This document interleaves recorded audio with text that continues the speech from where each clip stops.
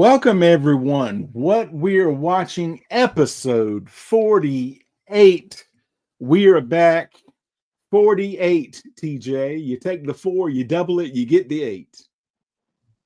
So it's not a lot of math, but it's some math. The math is mathing. We're People may getting not like close it. to 50. Getting close to 50. I like saying 50. So, and hey, when we get there, we can be just like this movie. We can say we're getting too old for this shit. This is the YouTube. We can say it. We Okay. can. We It's can. not for children. I put specifically every time I upload those videos, not for kids. This is not. As a matter of fact, if you're not old enough to watch the Lethal Weapon, you shouldn't be watching this. 50. All right. So, TJ, I had something. I was listening to some of the past stuff that we had done, and we had discussed. I don't know if it was on the last episode of the Joey Harris show that you were on when we did the free for all, or if it was on the simulcast of episode 47. But I had said to you, hey, I'm thinking of this. I had 2 points to make, and I couldn't think of the second one. I finally thought of the second one yesterday. I'm like, let me make a note of that. All right. All right. But you're a man of the world, TJ. I mean this for real. I'm like, I feel like, folks, I could say to TJ, hey, this is happening. And TJ's like, hey, I'm not an expert on that, but I have experience. I've heard about it. No matter what it is. No matter what it is. I feel like that's the way that you are, TJ. So my in-laws, this is specifically what I heard this. You've been to their house before, really nice house, but they live in a little cul-de-sac area Right. where you are only allowed to put down like mobile homes. And they say, and you probably heard that, no stick-built homes here. Have Right. you ever heard that phrase before? I have heard that. And it always just struck my ear wrong. I'm like, I'm sure that's not right. No stick-built homes. And I realized the other day what it was. I ain't heard nobody building their house out of sticks since the Three Little Pigs. And the one, it didn't work out well for him. And they had all been a stick-built house since then. Are y'all expecting wolves? Well, that's why they have that rule, because they don't want people. Look, they put that rule in place because they don't want anybody to be in a situation where their house is in shambles. I You know, guess. I mean, look, bro, because you know where we're at, man. I mean, Red Cross has got to come in. It's a whole bunch of mess. We don't need that. So we're going to go ahead and put in a rule: no stick-built houses. Let me say this, and I say this with all the love and affection in my world. For the people who live over there, I don't want nothing bad to happen to it. But TJ, they're all double wides or single wides. If a tornado or hurricane comes through, ain't gonna be a stick left. I don't. Again, I don't want it to happen. That's a different kind of huffing and puffing, Joey. That's a different kind of huffing and puffing altogether. All our homes are gone, but there was no wolf, was there? Did you see a wolf? Oh, we are not putting that energy out there at all. I am Oh, excited though because we're in the month and I can't wait.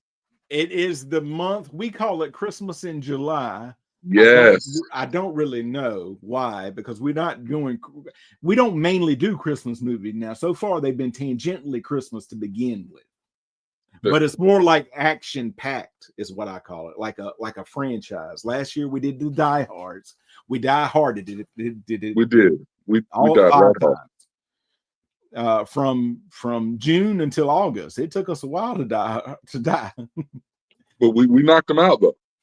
This year we're doing Lethal Weapon, so we only have 4 this year instead of 5. So But it's still a month of giving. it is. We just give and we give and we give and we give.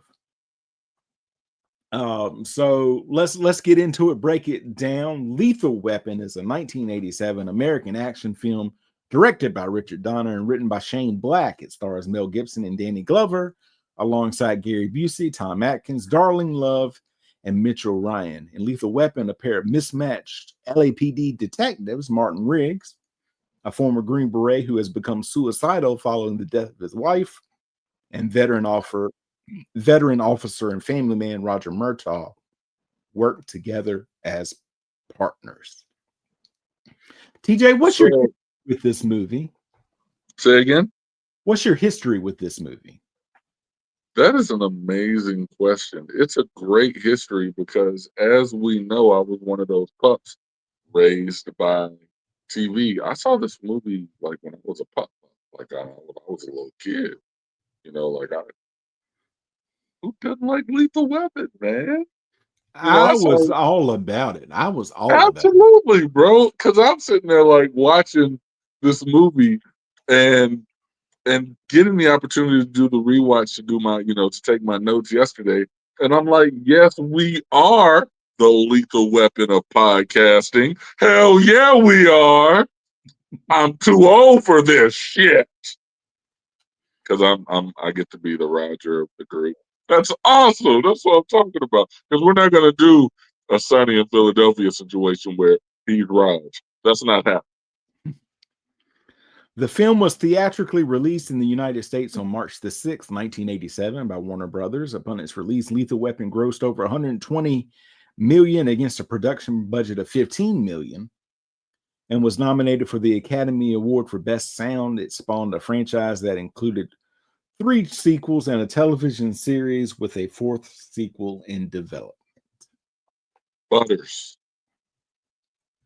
So, following the recent death of his wife, Los Angeles Police Department Narcotics Sergeant Martin Riggs, a former special agent soldier, has become suicidal and erratic. Now, when we first meet Riggs, he's trying to put down some money for some stuff, and they tell him 100. And my brother's trying to scrape together $100. Boy, when I tell you,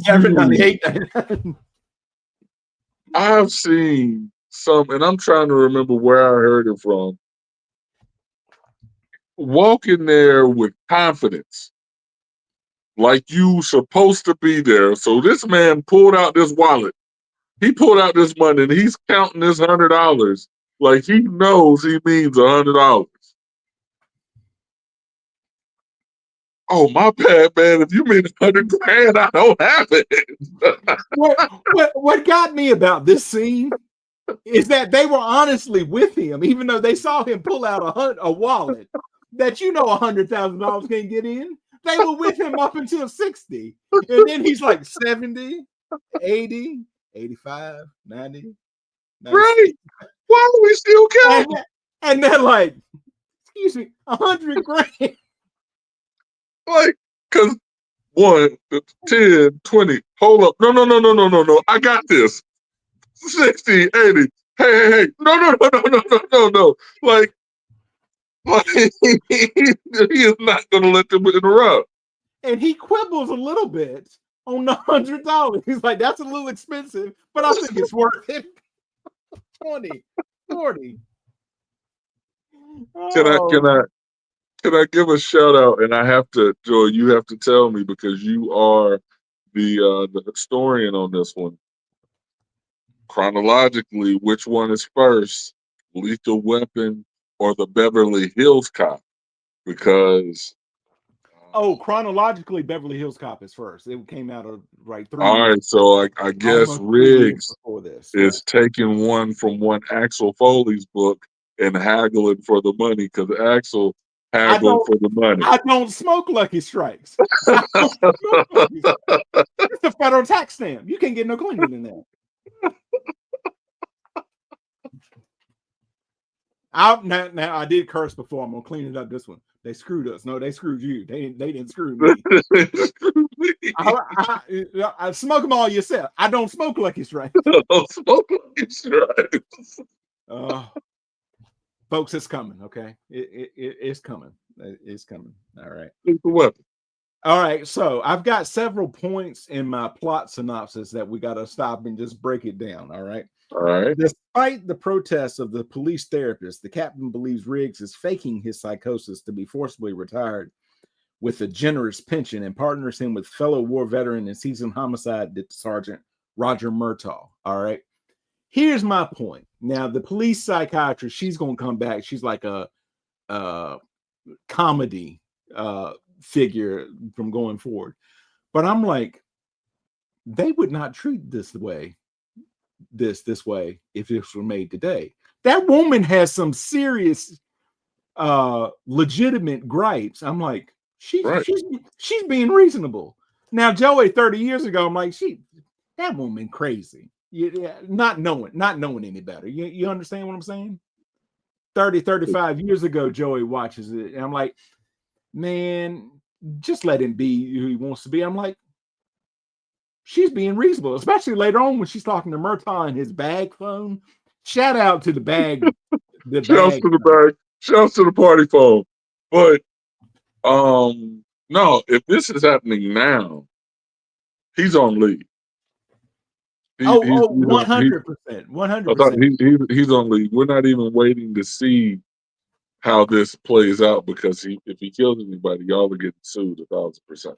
Right. Or if he killed himself and they're like, we didn't try to do anything. There's just a lot that would come down. But I'm like, she's being kind of reasonable here, because I was remembering her from later. I'm like, I don't know about later on, but right now I'm like, the woman has a serious point. The captain is a jerk. Like, he's just faking and all that. He's like, can you say it? And she goes, no, there's nothing 100%. See what I told you? I'm like, dude, you would seriously, you'd be fired the next day. That's what I'm saying, bro. And he's like, "What? Look, well, if he doesn't, I'll be the first to say I was wrong." Like, what? Are you serious? But you see, then there's the same ones that they all show up in the dress blues, and he goes, I had no idea. He was such a great cop. I can't believe he did it. And that woman would just be in the back of that church, just furiously writing stuff. Stewing. And then getting transferred. Writing down, like Ryan did on his book, not even looking at it. He's just writing down. He knows. Right there, putting his name on. Yeah. Riggs and Murtaugh do not get along well at first, as Murtaugh is equally dismissive of Riggs' mental state, but is eventually convinced Riggs is genuinely suicidal. Probably when he goes up and he's like, hey, man, you want to smoke? I'm going to get him down off the building. And then they jump. And I didn't realize this until I watched it again, TJ. Like, I knew what was going to happen. I'm like, they never showed that landing being inflated. They didn't even show it at all. I'm like, oh my God, this is the shortest film. It's like 20 minutes when the main character is dead.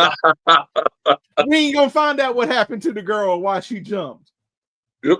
They never, ever show that, man. And I'm just like, that's wild. But again, it just adds to as far as the audience is concerned, adding to the anxiety that we have in watching Riggs throughout this film.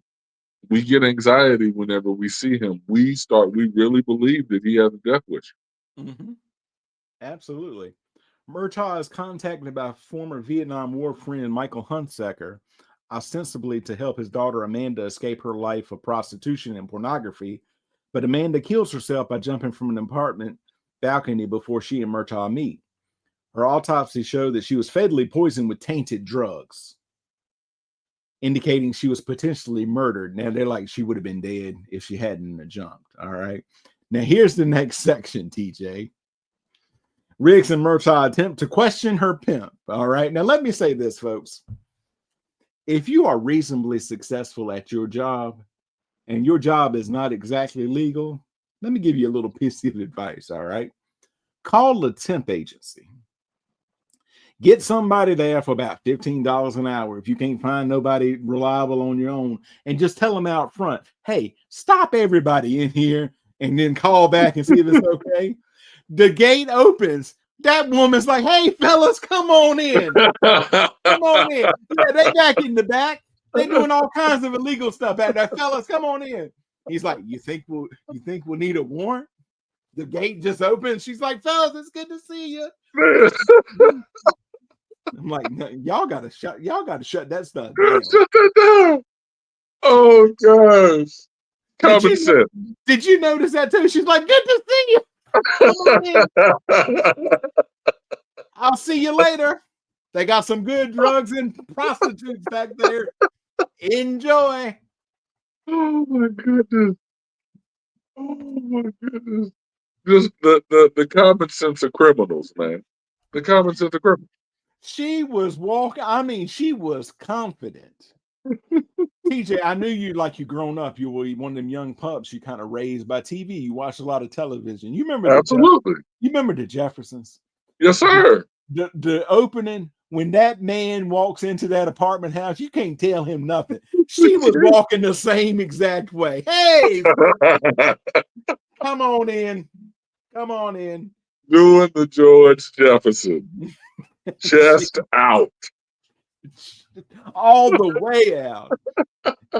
Like they can't even believe it. You're like, well, I guess we don't need any kind of. I guess we don't need a warrant. He goes, we were just going to scope things out, and if they tell us y'all can't come in, then we'll work on getting them. Come on in, guys. Come on, they done invited us in. All right.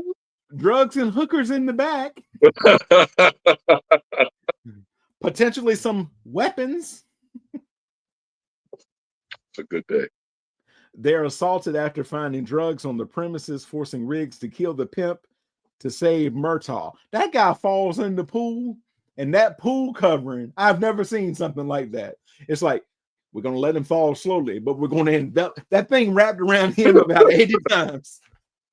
You're not getting out of that one, Joey. I learned that one from watching this movie. Because again, remember, I'm young when I saw this. Right. So in watching this movie, I learned don't fall in a pool when it's covered. Right. Now they say, oh, we don't have much. It's very thin what we got, almost anorexic. But they were thinking, who said that they saw Amanda jump? Let's go to Dixie. Their final lead is Dixie, a prostitute who witnessed Amanda's death. But wait, what if she wasn't witnessing Amanda's death? What if she was up there with Amanda?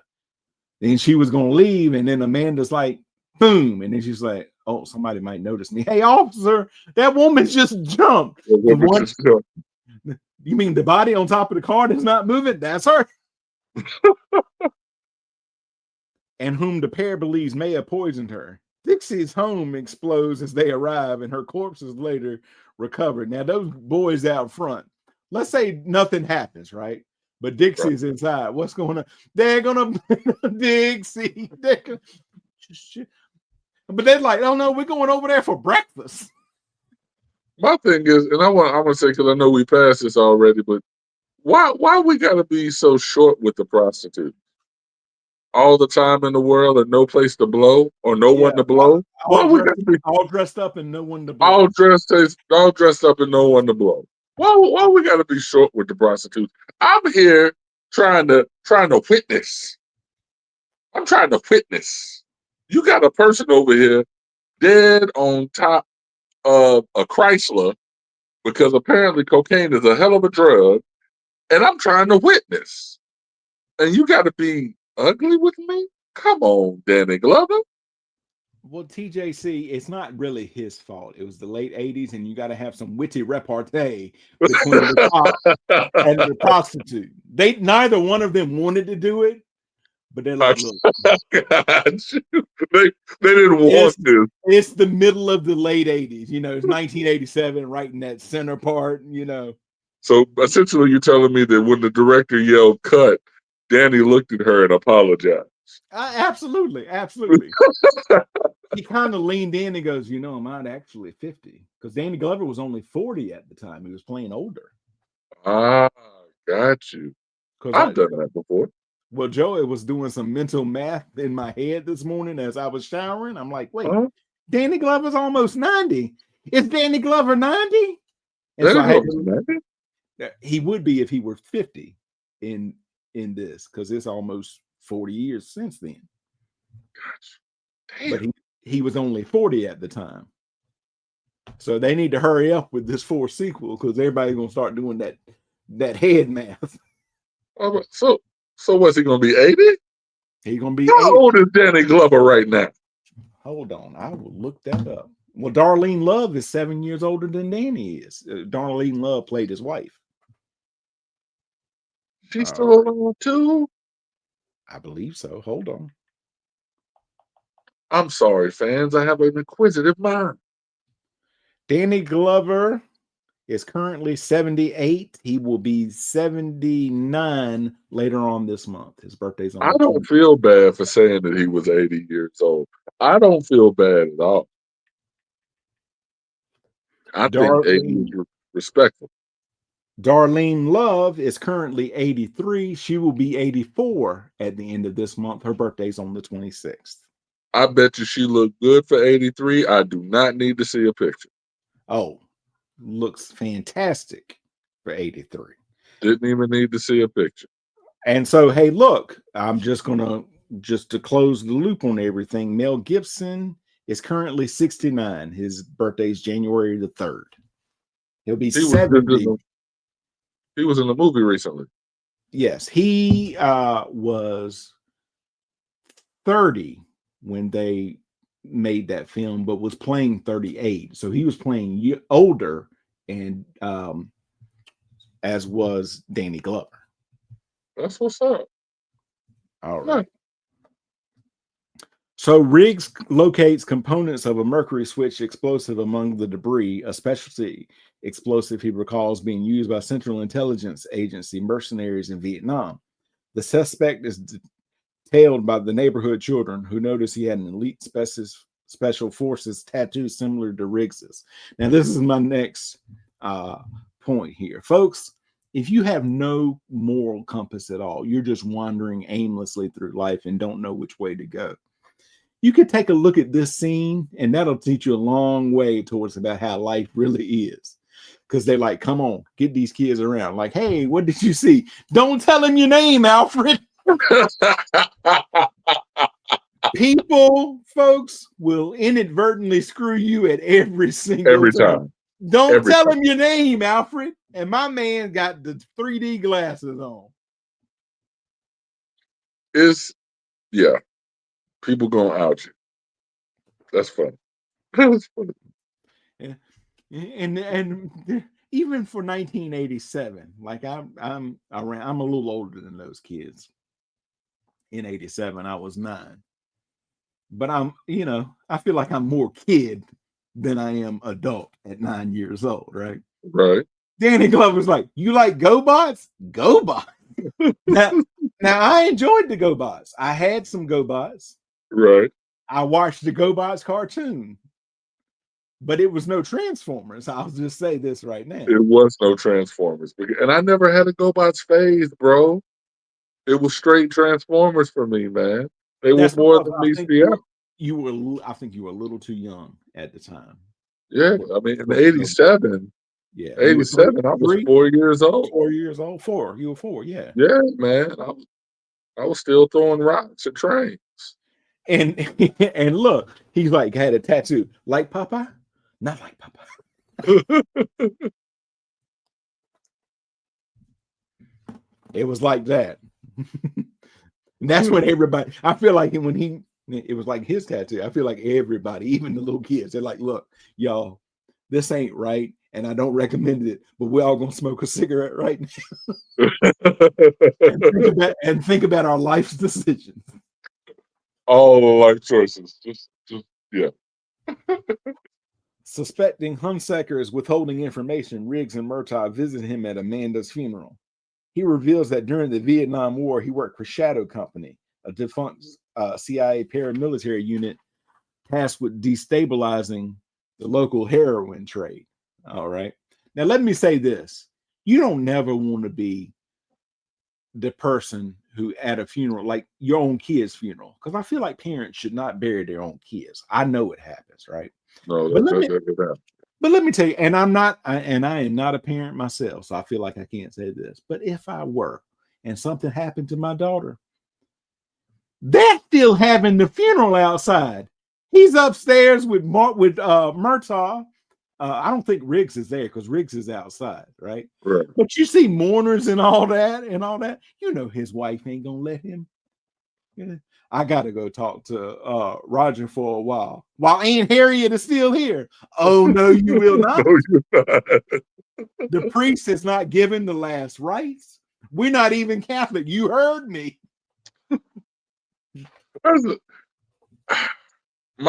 So to your point, no, a parent isn't supposed to, bury their kid, and I don't know, man. I just that whole sequence it sits heavy. It sits heavy. Keep going. Now, this has not really brought him up yet. It's about to, but let's stop and talk about General McAllister. His name is actually Peter McAllister, no relation to Kevin McAllister's father. I need to say that. And his right-hand man, Mr. Joshua. Joshua. Dedicated. Joshua, your arm. Come on, baby. We're gonna do business. What am I gonna say? No, Don't get upset because he's burning his he's not burning your arm. He's burning Joshua's arm. Come on, man. Come on. I feel like he was 4 seconds away. Like, hold on, 20, 40. He was gonna try to pay for it there from the money from his own pocket. Right. Are we going to do this deal? Yeah. Come on. I mean, come on. This dude is so pissed. I can understand if the dude is burning your arm. You pissed, you hot. This cat is burning his own guy's arm. My people are very loyal to me. I feel like because look, you're in some bad stuff, right? They're doing some illegal stuff. All right. Yeah. My only question was, hey, dude, I'll take your stuff, or I'll give you stuff, or I'll give you money, or I'll take your money. Whatever we need to do. You ain't gonna burn my arm, are you? You ain't burning mine. You are not burning. He's handing him a towel. Here, Joshua. Go get yourself checked out. What? Do you smoke? Well, you gonna smoke right now? We'll be smoking the heroin. What's happening? Your lighter. You don't smell that burnt flesh? Your lighter. I only use matches. I get them from the store. Following the war, the ex-CIA agents, mercenaries, and soldiers involved reformed Shadow Company as a criminal organization and began shipping large quantities of heroin from Asia to the United States under the leadership of retired General Peter McAllister and his right-hand man, Mr. Joshua. Now, let me say, I looked up on IMDb for some different things and stuff, and I accidentally at first clicked Lethal Weapon 2. This is not a spoiler for Lethal Weapon 2. You go down the list of actors, and it's like Hitman. This one, TJ, mercenary.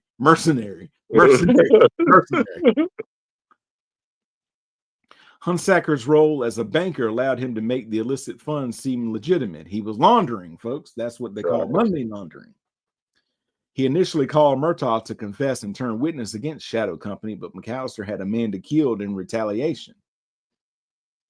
Joshua arrives in a helicopter and kills Hunsaker before escaping. Now, could you imagine Margie? Is what I'm imagining his wife's name is. All right. You just had to bury your daughter. And now some man just showed up in a helicopter and murdered your husband. The people from the funeral are like, what? I'm not coming back for another. No. And somebody else who wasn't there gonna be mad as hell at you. I can't believe all the Hunsacker's done for you. They done lost their daughter. Now Margie's done lost her husband. Dude, he was shot at the funeral from a helicopter. Oh, well. But it's one person. There's one person that is excited for this death. Corrado Soprano. He loves a good funeral. Unless he can't make it, then he got a call with his. I'm going to Hugh's birthday party that night. I hate that I cannot make your surprise party this day.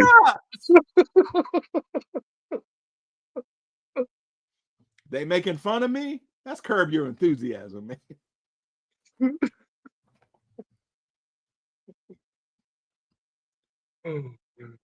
He later attempts to kill Riggs in a drive-by shooting, and Riggs' death is faked to give him and Murtaugh an advantage. This is Jimmy from station KTKK to TT. I heard that there was a shooting. Officer Martin Riggs was killed. We'll send somebody around shortly. Click. And the one who told the lie, the smile he had. He felt like, so proud. He was like whispering. Officer Martin Riggs. He was so proud of himself with that lie. So he smiled so big. And oh, like giving him the thumbs up. Okay, it's good. I lied.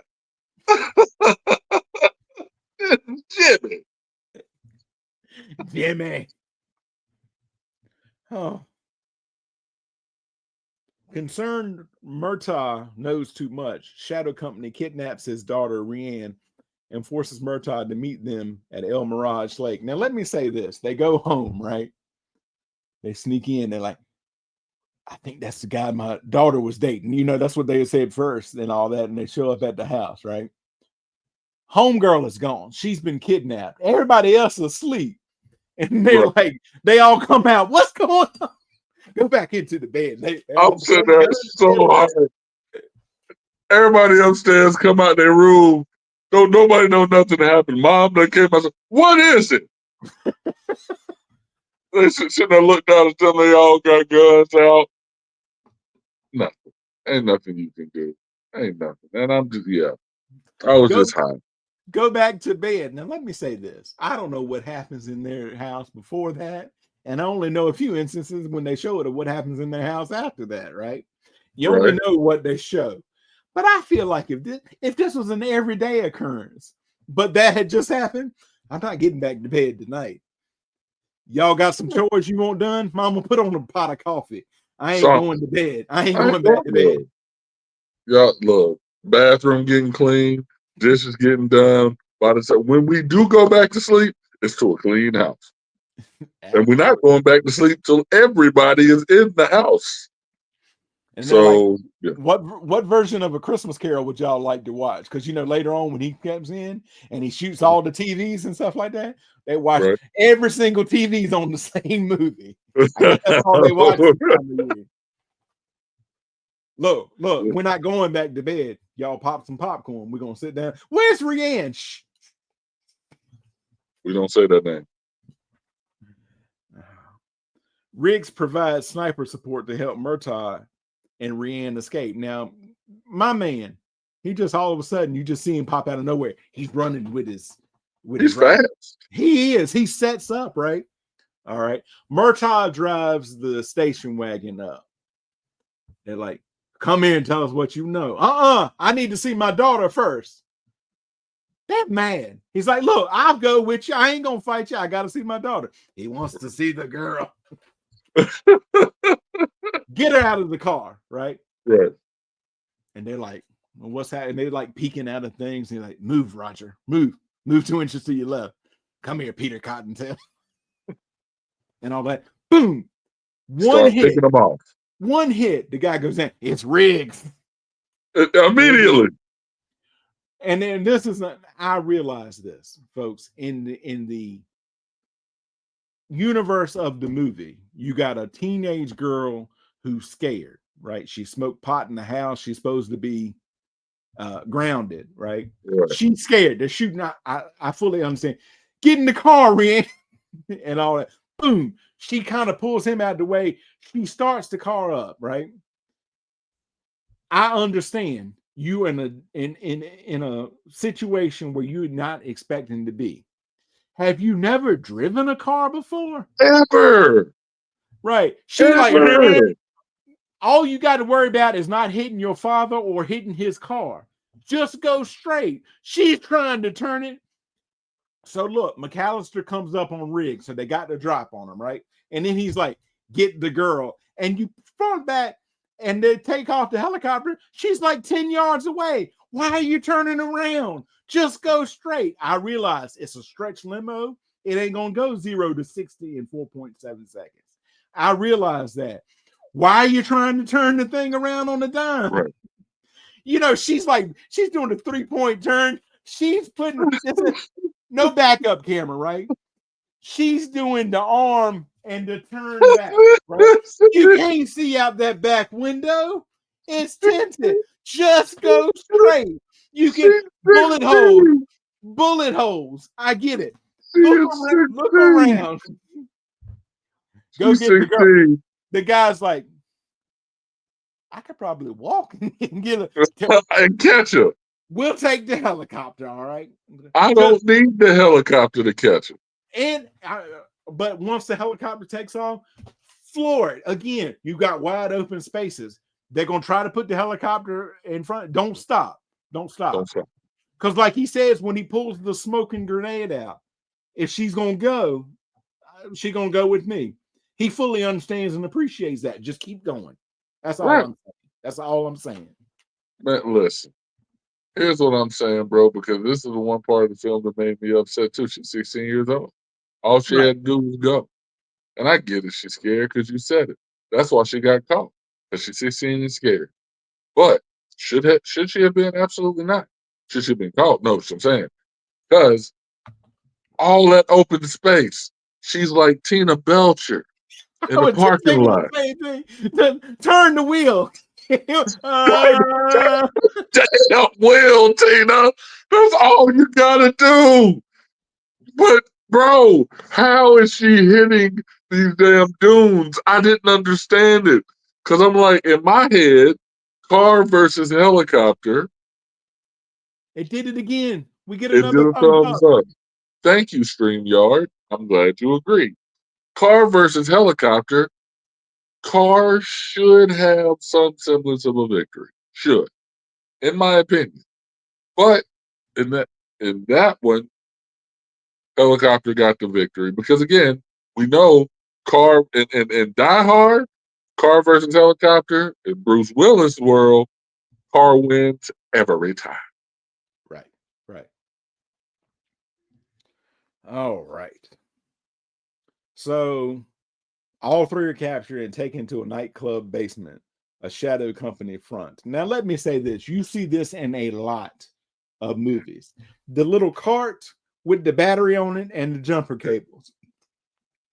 Who's got stuff like that just sitting around? You got the torture device battery and jumper cables. I left them in the Buick last Thursday. You better go and get them. Is there an O'Reilly's auto parts around the corner? With the special brush, though, that's the thing that get me. Now, let me say this, folks. I rewound this part twice this morning because I had told TJ I had like 20 minutes left. I'm like, ooh, I don't think that would fly today. I didn't think it would fly back then. They show that part. They show him coming around the thing and that. And he says, I'm going to be very specific around this because I don't want YouTube or Google to do that. He says, who's the chin? CHIN. And I'm like, is that supposed to be a derogatory term? I thought he had said a derogatory term. I'm like, oh, I don't think that should have flown. Yeah. I'm like, oh, now I thought that they had added a K to that. And I'm like, oh, I know that's not, I know. It is. He's like, okay. I'm like, I'm surprised that flew back in 1987. Yeah, that's a derogatory thing right there, bud. But I rewound it, TJ, and I turned on the closed captioning, which isn't always correct. Right. I'll say that because people, you have to have and all that. So I condemn that fully. I'm pointing at you, Shane Black. I hope you have learned your lesson since then. All right. So Riggs and Murtaugh are tortured for information until Riggs escapes. All right. Now, I will say this. I've always wondered this. He says, go spit. Murtaugh does. He did. And he's always said that. Like no matter what, go spit. Go spit. Go spit. That's all you need to say. Go spit. Murtaugh's too old to come up with some clever remark. He's like, look. Go spit. I used the best stuff when I was saying all dressed up and no one to blow. And there's no hookers here, obviously. Riggs kills several Shadow Company members and frees Murtaugh and Rian. Although Joshua escapes, Murtaugh kills McAllister. Deducing Joshua will seek revenge at Murtaugh's home, Riggs and Murtaugh ambush him. All right. Now he comes in and he's looking around, and like normally you thinking, hey, I don't know what time of night it is, but I don't think it's bedtime. People are like, hey, I'm gonna cook some popcorn, or I'm watching TV, or I'm doing some homework. No, the Christmas tree is lit up and it's dark in the house. Now there are some movies playing, like I said earlier. Right. All right. All the same. Yeah. Now it's like, dear bad guys, nobody's here. Sign the good guys. Now you could take a bullhorn at that point and say, come on outside. No, let's stick a nightstick at a police cruiser and just crash it into the house. All right. He's got the money to, yeah, I guess he's like, I wonder if they'll pay for a new house. They'll pay for a new house. Of course they will. Just what about a new cruiser? If not, we'll have a cruiser in our living room. All right. Riggs defeats Joshua in a brawl, but chooses not to kill him. Yeah. I always wondered, you want a shot at the title? Here's my thing. Like, are we really cops about to stand in a circle and watch this man fight this? I mean, what would you call it? Sailor? Is it a sailor? He's like a hitman, like an assassin, almost like a hired mercenary. He's another mercenary. He's a mercenary, but he needs to be under arrest. All right. Now, two things here. I'm glad you said that, TJ. You reminded me. All right. Very progressive earlier in there with don't tell them who you are and all that. Remember the kids? They're like, we're cops. My mom says cops kill black people. I'm like, they were doing Black Lives Matter like 30 years earlier. Look, you realize they all the cops got real quiet there. Like, would you look at the is it gonna rain today? I don't see any clouds. There might be a cloud over in that corner. Do y'all kill black people? Y'all see any clouds and all that? It's raining in Nevada right now. Yeah. And then later on, Murtaugh has got on just like a undershirt, right? Them cops come up, them guys get out, they're like, there's some shit going on here. We gotta pull our gun. Sergeant Murtaugh, I'm in charge here. The watch commander's on his way, but up until that time, Sergeant Murtaugh is in charge here. I got command here. Y'all get all back. Y'all get excuse me, Sarge. Lowly Officer Joey over here. What is it that you want? Always asking questions. I realize you're in charge. You the man. This is a nice house you got here with the crew in it. But are we all really just like in a wide circle, like maintaining the perimeter while these two are like choking each other out? You ask too many questions, Harris. Watch commander's on his way. Yes, sir.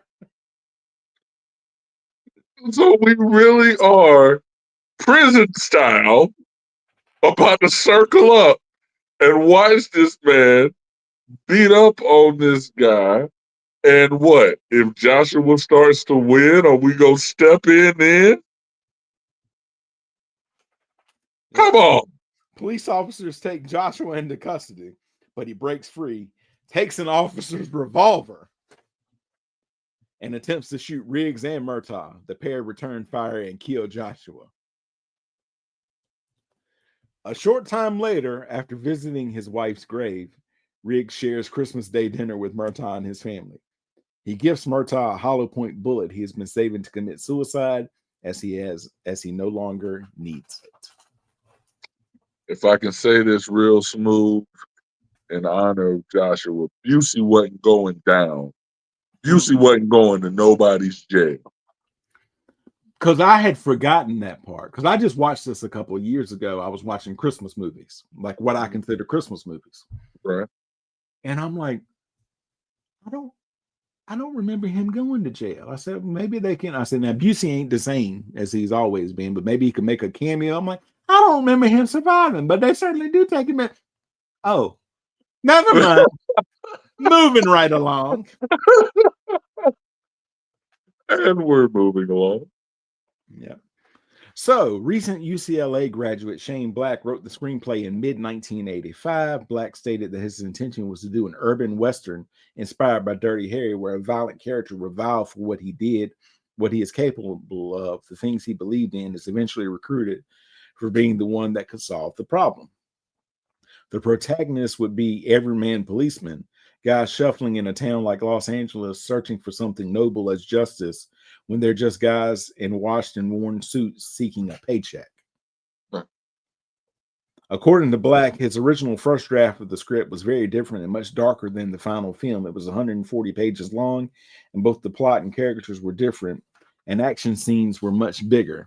The ending of the script contained a chase scene with helicopters and a trailer truck full of cocaine exploding over Hollywood Hills, with cocaine snowing over the Hollywood sign. Are you serious? Black hated this first draft and initially discarded it, but later picked it up again and rewrote it into the new drafts that were eventually used for filming. I did like the way that they off the general. He's sitting there in a flipped over car, reaching for grenades that would eventually blow up on him. I thought that was very poetic. That he was looking for all those people. Looking at what Lethal Weapon becomes, knowing obviously we're going to end up doing the rewatch. I think this is a great jumping off point. Mm-hmm. And considering, we did the Die Hards. I think this is of the same ilk of the Die Hards. That first one is, pretty gritty. For lack of a better term, low budget. Right. But as it starts to grow more fanfare, you see a lot more, stunts and shenanigans. Right. Busey says that this revitalized his film career because he was going nowhere until this part. Bruce Willis was considered for the Mel Gibson role. Mel Gibson was later offered the Bruce Willis, John McClane role in Die Hard. Die Hard with a Vengeance was originally planned to be a Lethal Weapon remake. I mean, not remake, one of the sequels to Lethal Weapon before it switched and became a Die Hard. And the prop gun used by Mel Gibson in this movie was also the gun that John McClane uses in Die Hard. It has since been retired as a prop gun. Lethal Weapon was released in the United States and Canada on March the 6th, 1987. During its opening weekend, it grossed a total of $6.8 million from 1,256 theaters. In total, Lethal Weapon grossed $65.2 million in the United States and Canada, making it the 8th highest grossing film of 1987. Outside of the United States and Canada, Lethal Weapon is estimated to have earned a further $55 million. It saw some of its most success in Gibson's home country of Australia. The figure gives Lethal Weapon a total worldwide gross of $120.2 million. This goes back to one of those old school feels, and nostalgic feel that I get when the movie would say the name of the movie in the film. So whenever it got to that part of this movie, I did put a smile on my face. This is after Mel Gibson, or after Riggs and Roger have been introduced. They're walking out to the car. Raj is talking to Riggs about his martial arts. It's like, oh, we're going to have to get you registered as a lethal weapon. Another part, TJ, you're just on fire today, is giving me things I forgot about the first time.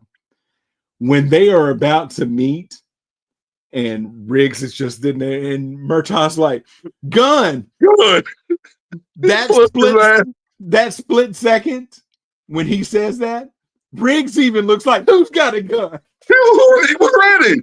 He had his gun pointed too. He was ready to go. And then he flipped him so quick, without hesitation.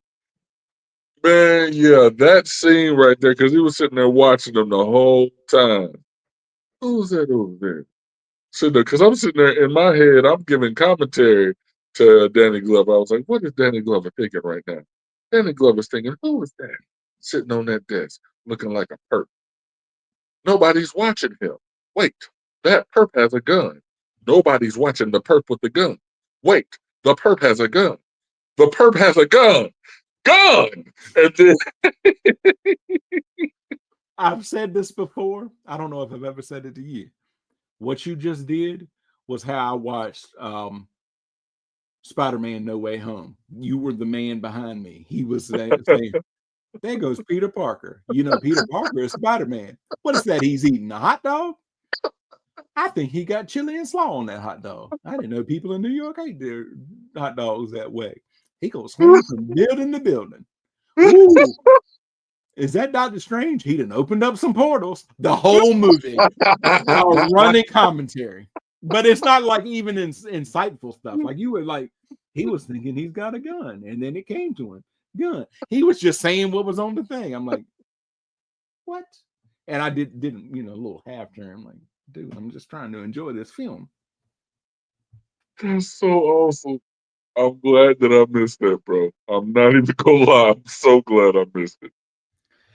On the review aggregator website Rotten Tomatoes, 80% of 55 critics' reviews are positive with an average rating of 6.9 out of 10. The website's consensus read, the most successful installment in a phenomenally successful franchise, Lethal Weapon helped redefine action movies for the 80s and 90s. Metacritic, which uses a weighted average, assigned the film a score of 68 out of 100 based on 23 critics, indicating generally favorable reviews. All right. So we did it last year, TJ. Got to do it with this one.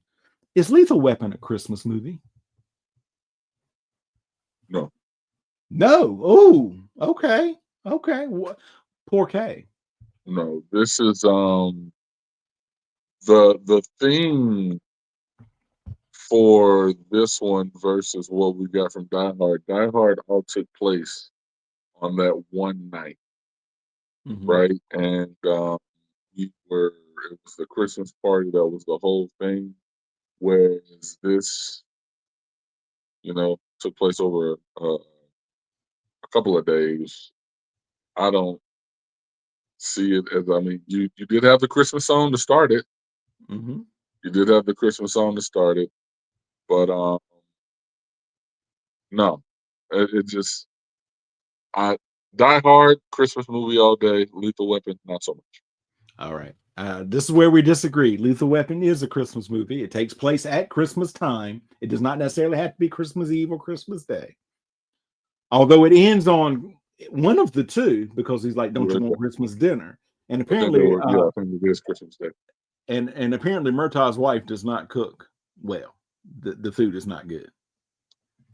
That is the understanding that we've been given between the two of them. Got to go choke down this dry turkey. So it takes place at Christmas. It does have Christmas music in it, and you have people dressed up festive or like Santa Claus. So you got some festivities there. I think it's even got more of a Linus moment, which is where they're like, here's the thing, which is with Riggs not needing the bullet anymore, and his whole scene with his wife at his wife's grave. And I can also say this: Shane Black, they asked him, he is famous for setting movies at Christmas, and he was asked years ago, at least this is what I've heard, and I hope it's true. They're like, hey, why do you always set your movies at Christmas? He goes, I only need one to make it big, and then I'm into the big bucks for the rest of my life, because they'll replay it over and over again. So there's this, Iron Man 3, and my favorite of his Christmas movies, also starring Robert Downey Jr., Kiss Kiss Bang Bang. We might have to do that at Christmas time, because it is my favorite of his Christmas movies. I'd be down to do that one. Absolutely down to do that one. Yes, sir. All right. So thoughts, was this a good, like, if you had no idea about this, you're like, hey, I like that. I had a pretty good time. I would be down to watching another one. What are your thoughts? I would suggest Lethal Weapon uh, to a novice. So somebody who's never seen it, yeah, I would definitely suggest a large popcorn and a Sprite to that person and say, yeah, you should go ahead and check that one out. Um, and if you're a completionist, get ready to watch all of them. I look forward to us doing it and getting the opportunity to rank them at the end. But with regards to series, it's a good way to start the series off. I like the chemistry that Mel Gibson and Danny Glover bring on screen. Nice, nice. Next time we will go Lethal Weapon 2, as one of my favorite characters in the franchise is introduced, and it has some of my favorite scenes in the series. Are you talking about Rene Russo? No, because she does not come in until the third one. Damn. She's hot.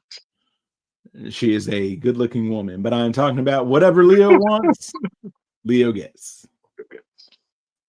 And also a flying projectile that is usually not a projectile, but it lands on a car. That's all I want to say from there. And we learn the ethnicity of one of the characters, as if he didn't know already. As if he didn't know already. See, that right there, ladies and gentlemen, that's what we call a teaser. All right. But TJ, in the in-between time, in the meantime, why don't you go ahead and all your details, my friend, plug away. If you want to follow me, follow Joey because I'm usually where he is. The Joey Harris Show is where you can find me. If you can't find me, it's because I haven't been on there recently. So petition the hell out of the show to get me back there as quickly as possible. I'll sign that petition. Get me there as quickly as possible. Outside of that, oh yeah, thinking about reading a book so that I can get on Bathtub Baristas. Outside of that, man, let's just keep it going. All right, folks. Throw you some behind the scenes things here. TJ has been on 3 of the last 6 episodes of the Joey Harris Show, including the last 2 as of this recording. All right. Now, hey, TJ, if you want to join us, we're recording another book club baristas this month. We're doing it on the Parable of the Sower. If you would like to just read it. The what's that? Parable of the Sower. Yeah, I don't know what those words are.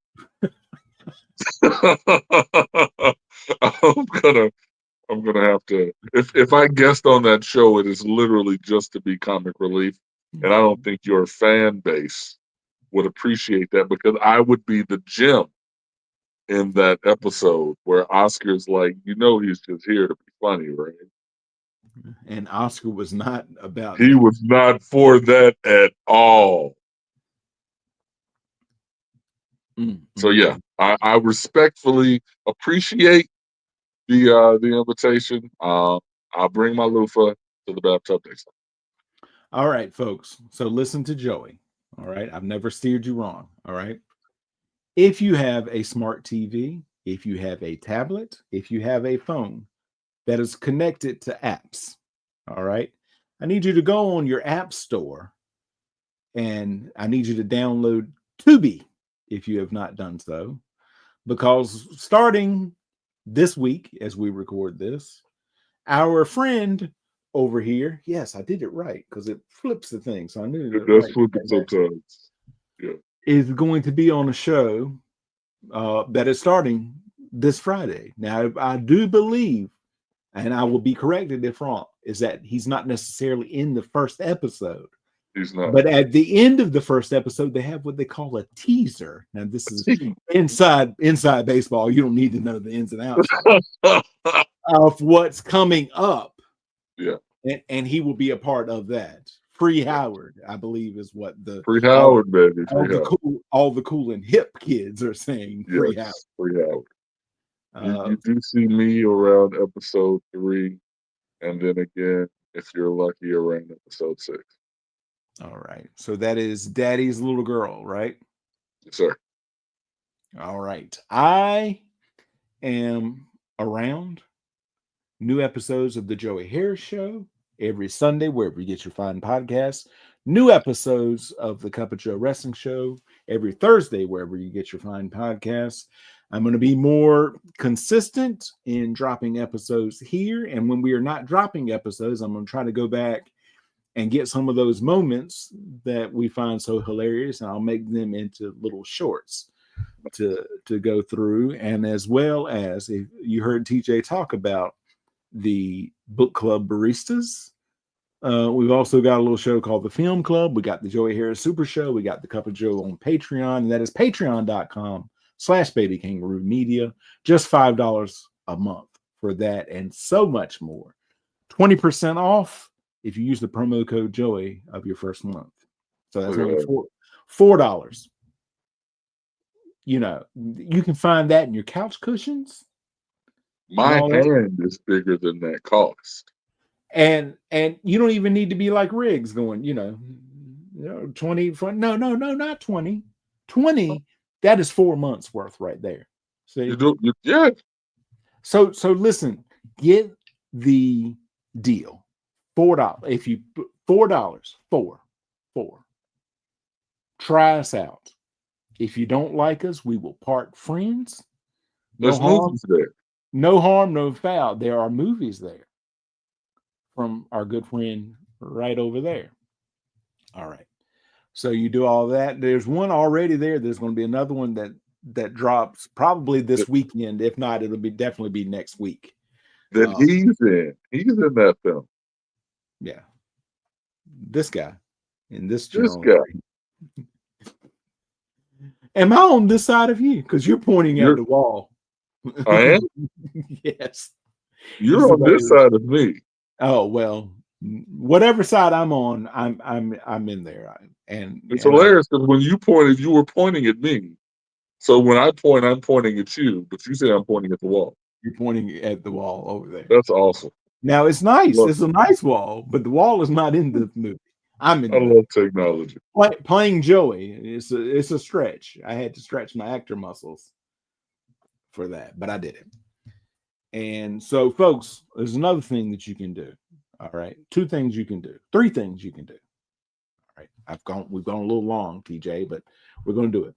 Number 1, I want you to subscribe to this channel, which is right over there.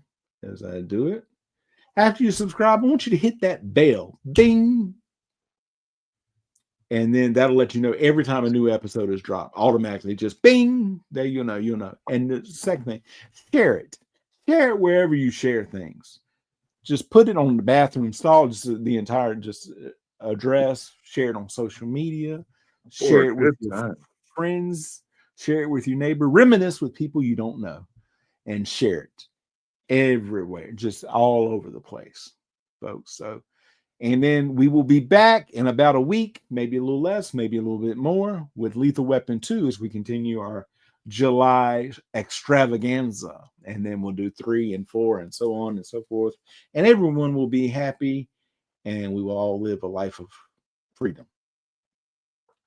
So for TJ, I'm Joey saying we will talk to you all next time.